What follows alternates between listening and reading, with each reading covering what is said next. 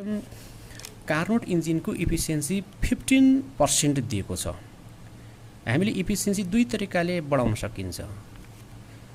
सोर्सको temperature increase गर्ने, सिङ्कको temperature remain constant, और सिङ्कको temperature reduce गर्ने र सोर्सको टेम्परेचर कन्स्टेन्ट राखेर इफिसियन्सी इन्क्रिज गरिन्छ। यहाँ दिएछ 15%। क्वेसनले भनेको छ सिङ्कको टेम्परेचर 65% डिग्री सेल्सियसले घटायो भने इफिसियन्सी डबल हुन्छ अरे भनेको 30% हुन्छ भन्न खोजेको छ। अब हेरौँ यहाँ दुई केसमा। फर्स्ट केसमा इटा 1 भनेको इफिसियन्सी है यो। इटा 1 दिएछ 15%। मानौ कि टेम्परेचर अफ सोर्सलाई हामीले सपोज गर्यौँ बराबर T1 दिएको छैन, हामीले T1 भन्यो। त्यस्तै टेम्परेचर अफ सिङ्क यसलाई मानौ T2 केल्भिनमा है। यो हिसाब गर्दाखेरि हामीले केल्भिनमा लिनुपर्छ यो थर्मोडाइनामिक्समा।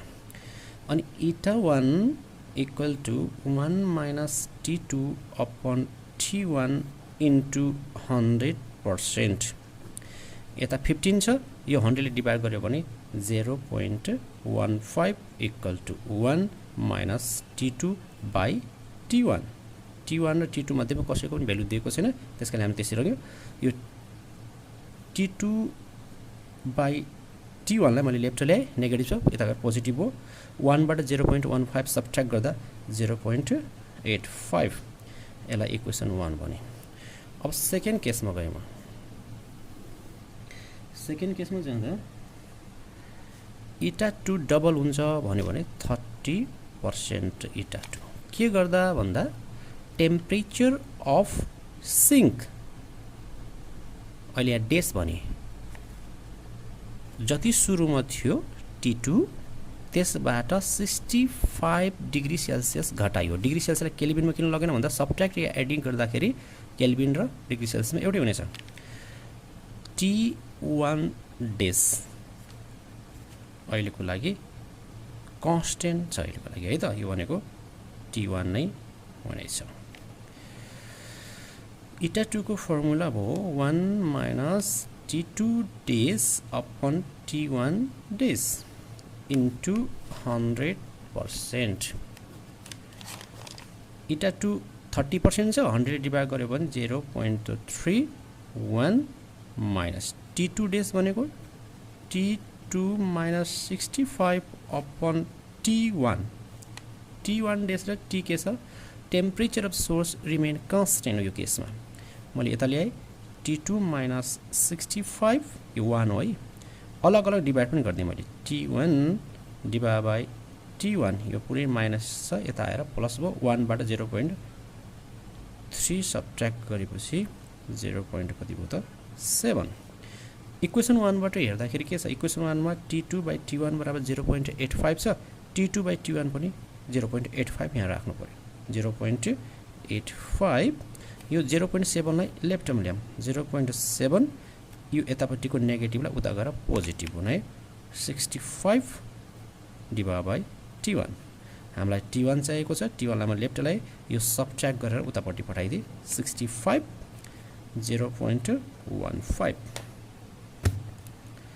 65 डिभाइड बाई 0.15 गर्दा 433.33 केल्भिन यो टेम्परेचर अफ सोर्स आयो। अब सिङ्कको पनि टेम्परेचर निकाल भन्छ, इक्वेसन 1 बाट राखेर निकाल्दिने। इक्वेसन 1 मा राख्यो भने के भयो त T2 equal to 0.85 into T1 हो। T1 को भ्यालु यो छ 433.33 इन्टु 0.85 368.33 केल्भिन हो। यो थियो हाम्रो सोर्स र सिङ्कको टेम्परेचर। एउटा क्वेसन आयो फेरि हामीलाई दियो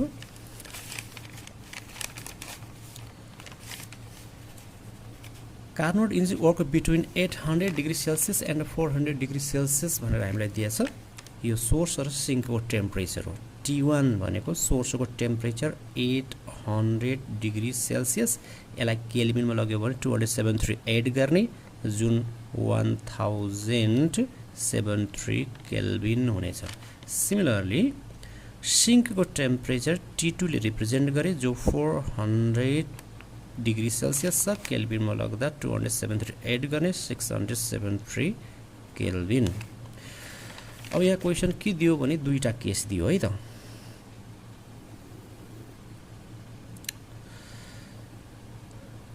सोर्सको टेम्परेचर 50 डिग्री सेल्सियस इन्क्रिज गर्ने, सिङ्कको टेम्परेचर रिमेन कन्स्टेन्ट, और सिङ्कको टेम्परेचर डिक्रिज गर्ने 50 डिग्री सेल्सियसले जहाँ सोर्सको टेम्परेचर रिमेन कन्स्टेन्ट। दुईटा केसमा इफिसियन्सी कसको बढ्छ?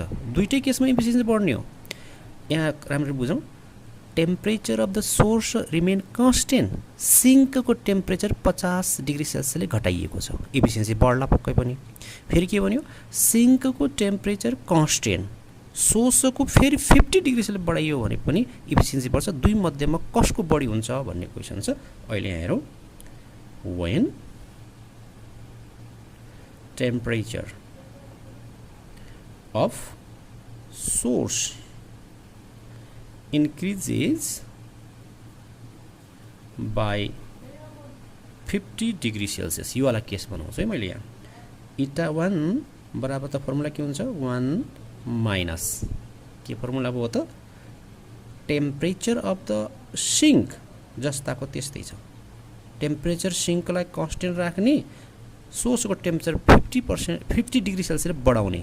अलरेडी त कति छ? 1073 केल्भिन छ भने 50 डिग्री सेल्सियस बढाउने गरे के गर्नका लागि? इफिसियन्सी बढाउनको लागि। त्यस कारणले T1 जति छ T1 प्लस 50 हुन्छ। यो केल्भिनमा, यसलाई केल्भिन लग्नु परेन है, एडिङ गर्दा या सबट्र्याक्ट गर्दाखेरि 50 केल्भिन पनि एउटै हो, उसमा पनि जस्ताको त्यस्तै हुन्छ, फरक परेन। 100% राखौँ भेल्यु। 1 माइनस T2 भनेको 673 डिभाइड बाई 1073 प्लस 50 टाइम्स 100। यसको भ्यालु कति आउँछ भन्दा एकचोटि हिसाब गरिहालौँ। 1 minus 673 divided by 173 plus 50 into 100, 40.07%। अब केस के गर्यो? जस्ट रिभर्स गर्यो। To degree the temperature of the sink भन्यो। अब टेम्परेचर अफ सिङ्कको टेम्परेचर घटाउने। अब इटा 2 भयो, इटा 2 मा के भयो? 1 माइनस टेम्परेचर सिङ्कको घटाउने 50 डिग्री सेल्सियसले। अलरेडी त 673 छ, 673 बाट 50 डिग्री घटाउने, जहाँ सोर्सको टेम्परेचर जति दिएको छ त्यतिकै राख्ने, रिमेन कन्स्टेन्ट हो, इन्टु 100%। के हुने रहेछ हेरौँ।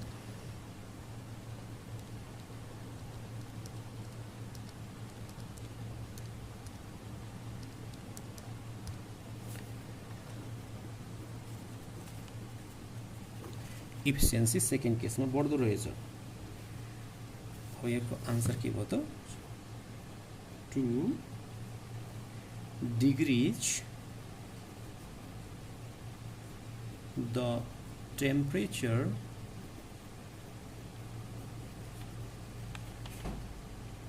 of sink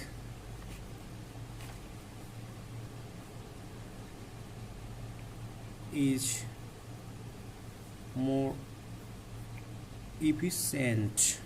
इसको मीनिंग टेम्परेचर अफ सिंक